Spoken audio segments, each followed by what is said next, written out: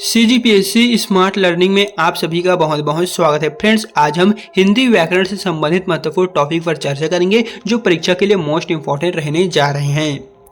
तो आज हम फर्स्ट क्वेश्चन में देखते हैं, दो अथवा दो से अधिक शब्दों से मिलकर बने हुए जो सार्थक शब्द होते हैं उसे क्या कहेंगे। ऑप्शन ए संधि, ऑप्शन बी समास, ऑप्शन सी अवयव, ऑप्शन डी छंद। तो इसका करेक्ट आंसर है ऑप्शन नंबर बी समास। दो या दो से अधिक शब्दों से मिलकर जो एक नए शब्द बनते हैं उन्हें समास कहते हैं। ऑप्शन जो बी है वही करेक्ट आंसर है।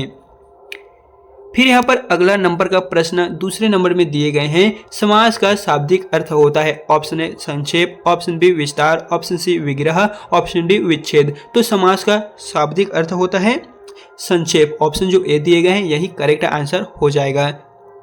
फिर यहाँ पर अगला नंबर का प्रश्न में दिए गए हैं, निम्नलिखित में कौन सा पद अव्ययभाव समास है। ऑप्शन ए गृहगत, ऑप्शन बी आचार कुशल, ऑप्शन सी प्रतिदिन, ऑप्शन डी कुमारी। तो इसका करेक्ट आंसर है ऑप्शन नंबर सी प्रतिदिन। प्रतिदिन में जो शब्द है वो अव्ययभाव समास है।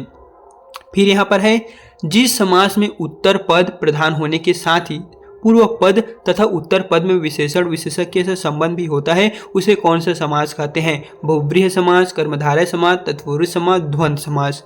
तो इसका करेक्ट आंसर है ऑप्शन नंबर बी कर्मधारय समास। इस तरह दोस्तों देख लीजिए, एंड हम जो टॉपिक पर चर्चा कर रहे हैं वो समाज से संबंधित है। समाज से जितने भी क्वेश्चन पूछे जाएंगे उन सभी को हम बताने जा रहे हैं जो सिलेबस के अनुसार है। एंड अगला आपको किस टॉपिक पर वीडियो चाहिए जल्दी से दोस्तों कमेंट बॉक्स में बता दीजिएगा।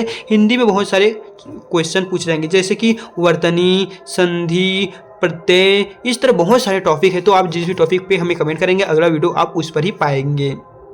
फिर यहाँ पर अगला प्रश्न है, निम्नलिखित में से कर्मधारय समास किसमें है। ऑप्शन ए चक्रपाणी, ऑप्शन बी चतुर्युगम, ऑप्शन सी नीलोत्पलम, ऑप्शन डी माता पिता। तो कर्मधारय समास किसमें है वो है सी नीलोत्पलम। यही है दोस्तों जहाँ पर कर्मधारय समास आपको देखने को मिल जाएगा। फिर यहाँ पर आपके सामने अगला नंबर का प्रश्न है, जिस समास के दोनों पद अप्रधान होते हैं वहां पर कौन सा समास होता है। अप्रधान पूछा गया है। तो यहाँ पर ऑप्शन ए है द्वंद्व, ऑप्शन बी द्विगु, ऑप्शन सी तत्पुरुष, ऑप्शन डी बहुव्रीहि। तो यहाँ पर छठवें नंबर का जो क्वेश्चन है वो दोस्तों इसका करेक्ट आंसर है ऑप्शन नंबर डी बहुव्रीहि। जिस समास के दोनों पद अप्रधान होते हैं उन्हें हम बहुव्रीहि कहते हैं। इन बता दें जो द्विगु समास है इनमें नंबर वाइज जो काउंटिंग होते हैं उन्हें ही द्विगु समास कहते हैं। तो इसका जो करेक्ट आंसर है वो बहुव्रीहि हो जाएगा। फिर यहाँ पर है, जितेंद्रिय में कौन सा समास है। ऑप्शन ए द्वंद्व, ऑप्शन बी बहुव्रीहि, ऑप्शन सी तत्पुरुष, ऑप्शन डी कर्मधारय। तो इसका करेक्ट आंसर है ऑप्शन नंबर बी बहुव्रीहि। जितेंद्रिय में बहुव्रीहि समास आपको देखने को मिलेगा। फिर यहाँ पर अगला है, देवासुर में कौन सा समास है। ऑप्शन ए बहुव्रीहि, ऑप्शन बी कर्मधारय, ऑप्शन सी तत्पुरुष, ऑप्शन डी द्वंद्व। तो देवासुर में जो है समास वो है डी द्वंद्व। देवासुर में दोस्तों द्वंद्व समास यहाँ पर हो जाएगा। फिर यहाँ पर अगला नंबर का प्रश्न है, देशांतर में कौन सा समास है। ऑप्शन ए बहुव्रीहि, ऑप्शन बी द्विगु, ऑप्शन सी तत्पुरुष, ऑप्शन डी कर्मधारय। तो 9वें नंबर का करेक्ट आंसर है ऑप्शन नंबर सी तत्पुरुष। देशांतर में जो शब्द है वो समास तत्पुरुष समास है। फिर यहाँ पर है दीनानाथ। दीनानाथ में कौन सा समास है। कर्मधारय, बहुव्रीहि, द्विगु, द्वंद्व। तो इसका करेक्ट आंसर है ऑप्शन नंबर ए कर्मधारय। दीनानाथ में कौन सा समास है। तो दोस्तों यहाँ पर जो कर्मधारय दिए गए हैं यही इसका जो है वो करेक्ट आंसर हो जाएगा। इस तरह आप यहाँ से देख लीजिएगा। फिर यहाँ पर अगला नंबर के प्रश्न में पूछा जा रहा है, कौन सा समास जो शब्द बहुव्रीहि है वो सही उदाहरण है। ऑप्शन ए निषिदिन, ऑप्शन बी त्रिभुवन, ऑप्शन सी पंचानन, ऑप्शन डी पुरुष सिंह। तो यहाँ पर पूछा गया है बहुव्रीहि समास कौन सा है। तो इसका दोस्तों करेक्ट आंसर हो जाएगा ऑप्शन नंबर सी। यहाँ पर देख लीजिए पंचानन। यहाँ पर जो बहुव्रीहि समास है वो पंचानन हो जाएगा, यही करेक्ट आंसर है। फिर नेक्स्ट है, निशाचर में कौन सा समास है। ऑप्शन ए है अव्ययभाव समास, ऑप्शन बी कर्मधारय समास, ऑप्शन सी है न, ऑप्शन डी है बहुव्रीहि समास। तो निशाचर में जो समास है वो हो जाएगा दोस्तों ऑप्शन नंबर डी बहुव्रीहि। निशाचर में बहुव्रीहि समास आपको देखने को मिलेगा। फिर यहाँ पर अगला नंबर का प्रश्न है, चौराहा में कौन सा समास है। चौराहा में बहुव्रीहि, तत्पुरुष, अव्ययभाव, द्विगु। तो चौराहा में कौन सा है वो द्विगु। देख सकते हैं दोस्तों चौराहा यहाँ पर चार यहाँ पर कुछ इस प्रकार से आ रहे हैं। तो इसका जो करेक्ट आंसर है वो द्विगु। ऑप्शन यहाँ पर डी दिए गए हैं, यही इसका सही उत्तर हो जाएगा। फिर यहाँ पर है, दशमुख में कौन सा शब्द है। तो इसके लिए फर्स्ट ऑप्शन दिए गए हैं कर्मधारय, बहुव्रीहि, तत्पुरुष, द्विगु। तो इसमें पूछा गया है 10 मुख में कौन सा समास है। तो हो जाएगा दोस्तों बहुव्रीहि। ऑप्शन जो बी दिए गए हैं यही इसका सही आंसर हो जाएगा।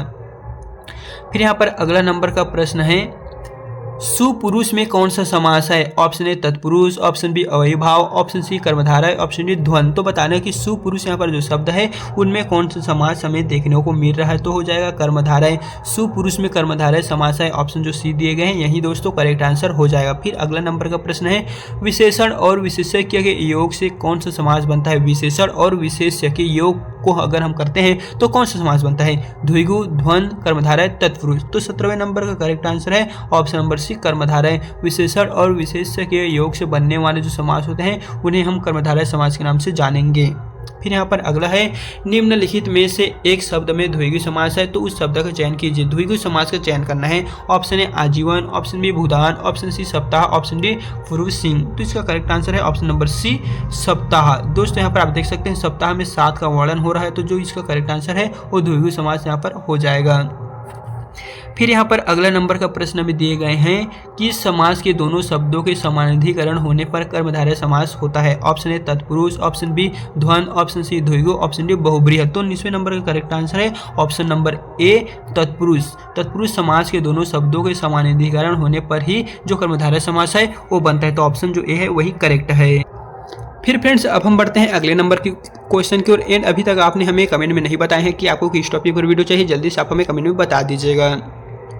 एंड यहाँ पर 20वें नंबर के प्रश्न में दिए गए हैं, किसमें सही समासिक शब्द है? ऑप्शन ए पुरुष धन्वी, ऑप्शन बी दिवारात्रि, ऑप्शन सी त्रिलोकी, ऑप्शन डी मंत्री परिषद। तो आपको बताना है कि समासिक पद इन चारों ऑप्शनों में से कौन से में है, तो इसका करेक्ट आंसर है ऑप्शन नंबर बी दिवारात्रि में ही समासिक पद है। फिर नेक्स्ट है, द्विगु समास का उदाहरण कौन सा है? Option A Anvay, option be there रात, ऑप्शन सी चतुरानन, ऑप्शन डी त्रिभुवन। तो 21 नंबर का करेक्ट आंसर है ऑप्शन नंबर डी त्रिभुवन। देख सकते हैं यहाँ पर 3 का वर्णन हो रहा है ना, तो त्रिभुवन जो है वो इसका सही उत्तर है। इनमें से द्वंद समास का उदाहरण है। ऑप्शन ए पीताम्बर, ऑप्शन बी नेत्रहीन, ऑप्शन सी चौराहा, ऑप्शन डी रुपया पैसा। तो 22वें नंबर का करेक्ट आंसर है ऑप्शन नंबर डी रुपया पैसा। द्वंद समास का उदाहरण है रुपया पैसा। इस तरह का अगर आपको शब्द दिखे तो आप समझ लीजिएगा द्वंद समास यहाँ पर आ रहा है।